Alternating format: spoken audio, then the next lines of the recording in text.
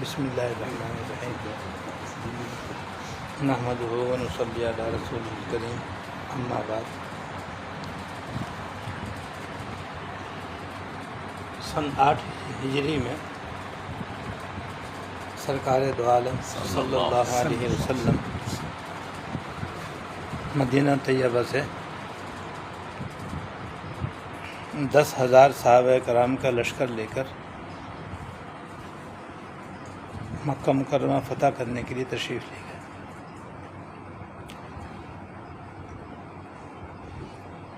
اور مکہ مکرمہ میں مکہ مکرمہ کا ایک بالائی حصہ ہے اور ایک نشیبی حصہ ہے۔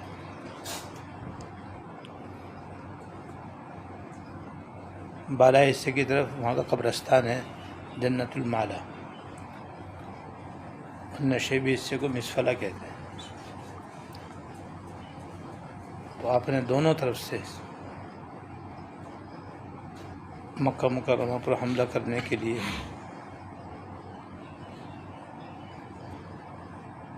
مختلف دستے مقرر فرمائے، اور ان سے فرمایا کہ تم مجھ سے صفا پہاڑی پہ آ کے ملنا۔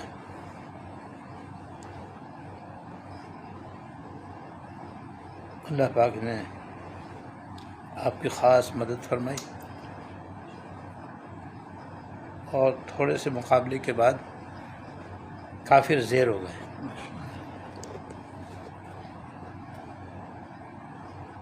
اور اللہ کے فضل و کرم سے مکہ مکرمہ فتح ہو گیا۔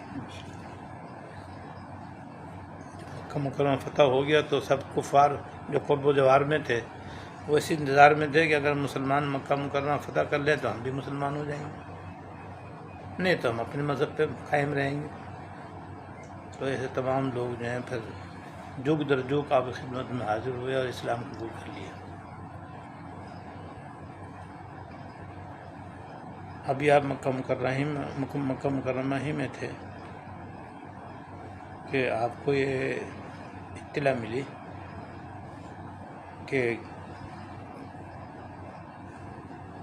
کافروں کے دو بڑے قبیلے بنو ثقیف اور بنو حوازن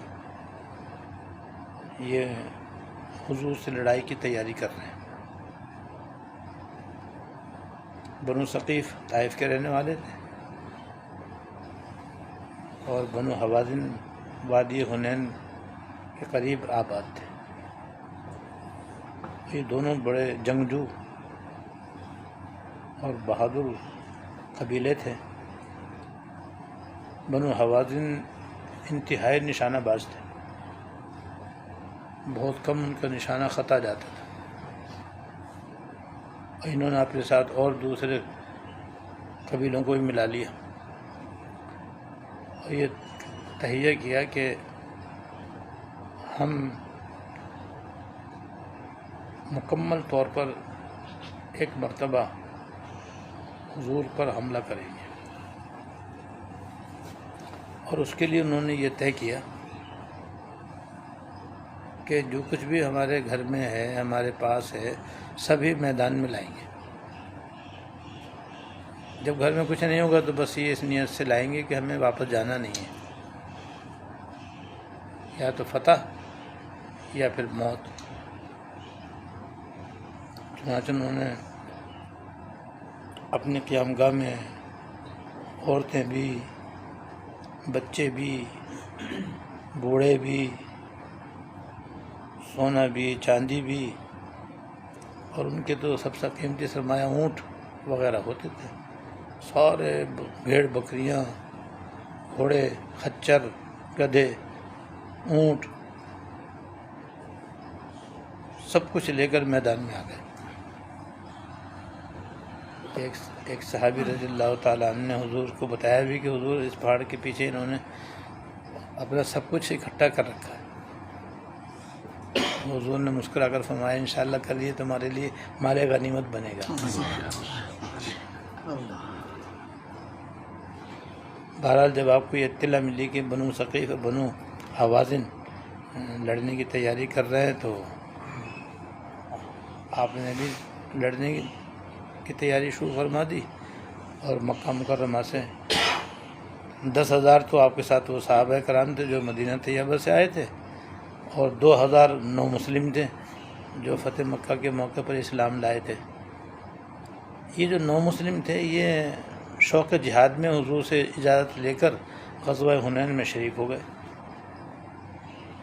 ایک تو نوجوان تھے، دوسرے وہ لڑنا نہیں جانتے تھے، نہ ان کے پاس پوری طرح ہتھیار تھے، لیکن شوق جہاد میں بس یہ چل دیا کہ ہم بھی دیکھیں جہاد کیسا ہوتا ہے۔ آج تک کبھی کسی لڑائی میں شریک نہیں ہوئے تھے۔ بہرحال 2,000 یہ تھے۔ ان کو لے کر حضور صلی اللہ علیہ وسلم وادی حنین تشریف لے گئے۔ وادی حنین جو ہے یہ مکہ مکرمہ اور طائف کے درمیان ہے، میدان عرفات سے تھوڑا سا آگے، اور اس کے دونوں طرف پہاڑی سلسلہ ہے، بیچ میں یہ وادی ہے۔ اس وادی میں آنے کے لیے پہاڑ کے جو درمیان میں راستے ہوتے ہیں ان سے اترنا پڑتا ہے، اوپر سے نیچے آتا ہے، کیونکہ وادی ہوتی نیچے پہاڑوں کے بیچ میں ہوتی ہے۔ تو جب آپ اپنا لشکر لے کر کے ان پہاڑی راستوں سے وادی حنین میں اترنے لگے تو پہلے ہی سے بنو حوازن نے آ کر ان پہاڑوں کے اندر اپنے مورچے بنا لیے تھے۔ لہذا جب حضور کا لشکر یہاں اترنے لگا تو انہوں نے ایک دم تیروں کی بارش کر دی۔ تو یہ جو 2,000 نوجوان تھے ان کے پاؤں پڑ گئے اور یہ گھبرا کر ادھر ادھر بھاگنے لگے، جس سے اور بھی دوسرے حضرات بھی متاثر ہوئے۔ جب حضور نے صورتحال دیکھی تو آپ نے حضرت عباس رضی اللہ تعالیٰ عنہ سے فرمایا کہ بلند آواز سے کہو اصحاب سمرہ کہاں ہیں؟ سمرہ کہتے ہیں کیکر کے درخت، اور حدیبیہ میں بیعت رضوان کیکر کے درخت کے نیچے ہوئی تھی، اور وہ حضور کے ساتھ جہاد کرنے پر ہوئی تھی کہ ہم حضور کے ساتھ لڑ کر جہاد کریں گے، جن میں انصاری صحابہ کرام بھی تھے۔ تو آپ نے کہا کہ یہ اعلان کرو کہ اصحاب سمرہ کہاں چلے گئے؟ تو جیسے انہوں نے یہ اعلان کیا، فرماتے ہیں کہ وہ صحابہ کرام جو ادھر ادھر منتشر ہو گئے تھے آواز سن کر ایسے واپس بھاگے اور دوڑے جیسے گائے اپنے بچوں کی آواز سن کر بے چین ہو کر دوڑتی ہوئی بچوں کے پاس آتی ہے۔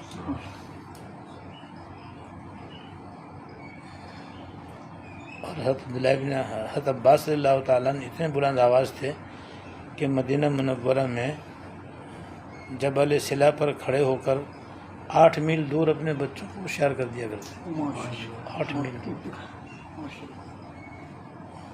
اور جنگل میں اگر ان کی بھیڑ بکریوں کو کوئی بھیڑیا یا چیتا تکلیف پہنچا تو وہیں سے ڈانٹ دیا کرتے، ان کی ڈانٹ سے وہ بھی پیچھے ہٹ جاتے تھے۔ ایسے اللہ تعالیٰ نے ان کو بلند آواز عطا فرمائی۔ اس کے بعد پھر سب صحابہ کرام جمع ہو گئے اور پھر جنگ کی بھٹی جو ہے نا وہ گرم ہو گئی،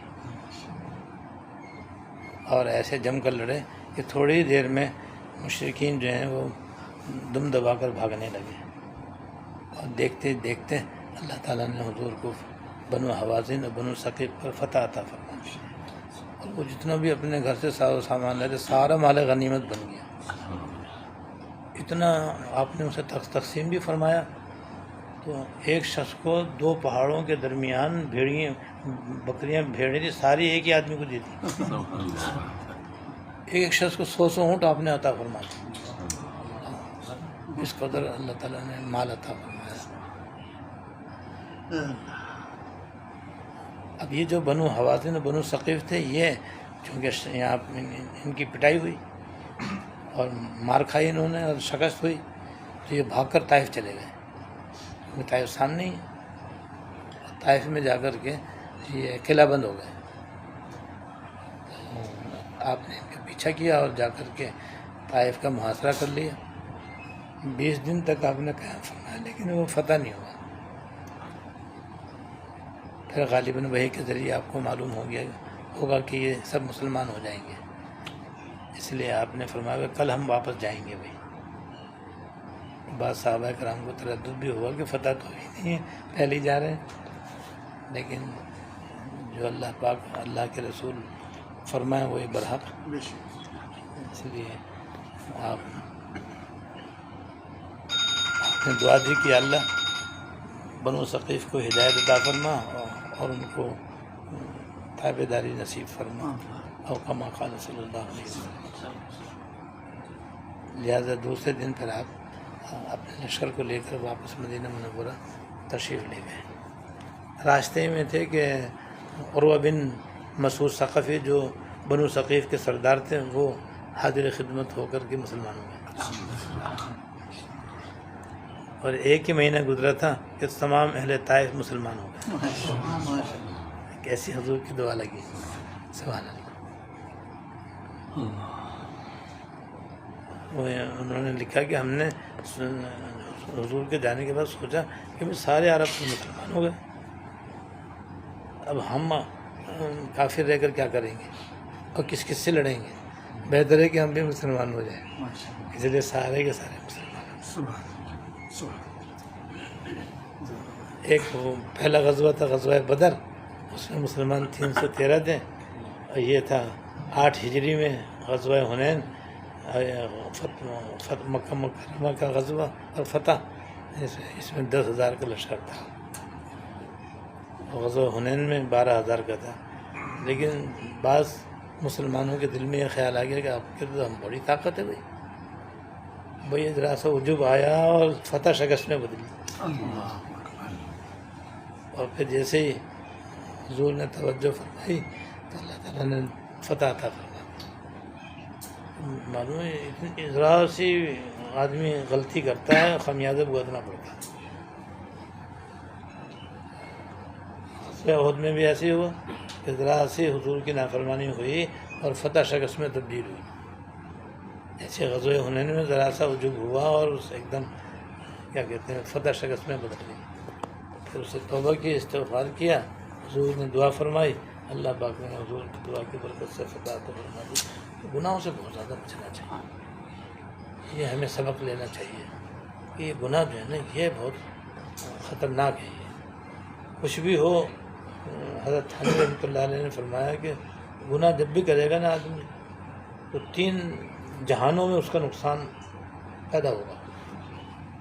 پہلے دنیائی میں کوئی نہ کوئی تکلیف کھڑی ہو جائے گی، کوئی نہ کوئی تکلیف پیش آ جائے گی اگر توبہ نہ کرے، دوسرے عالم برزخ میں، تیسرے عالم آخرت میں۔ گناہ ایک، نقصان 3 جگہ ہے، تینوں جہانوں میں نقصان۔ ایسے نیکی کا فائدہ تینوں جہانوں میں، جب بھی اخلاص سے کوئی نیک عمل کرے گا دنیا میں بھی اس کا فائدہ ہے، سامنے آئے گا، عالم برزخ میں بھی آئے گا، عالم آخرت میں بھی آئے گا۔ اصلی فائدہ، مکمل فائدہ آخرت میں ہوگا، لیکن دنیا اور عالم برزخ بھی اس سے خالی ہے۔ بس اپنا ہم ذہن بنائیں گے اور فلسطین کے مسلمانوں کے لیے دن رات دعا میں لگے رہیں، اور ان کی مالی امداد بھی کریں، اور ان کے لیے زبان سے اور دل سے گڑ گڑا کر کامیابی کی، کامرانی کی دعا بھی کریں۔ اللہ تعالیٰ ان کو فتح و نصرت سے مالا مال فرمائے، اور اسرائیل اور انبیاء کے ظلم و ستم سے نجات دیں، اور ان کو نشان عبرت بنائیں۔ امریکہ، برطانیہ اور اسرائیل کو اللہ تعالیٰ نشان عبرت بنائے۔ واخر دعوانا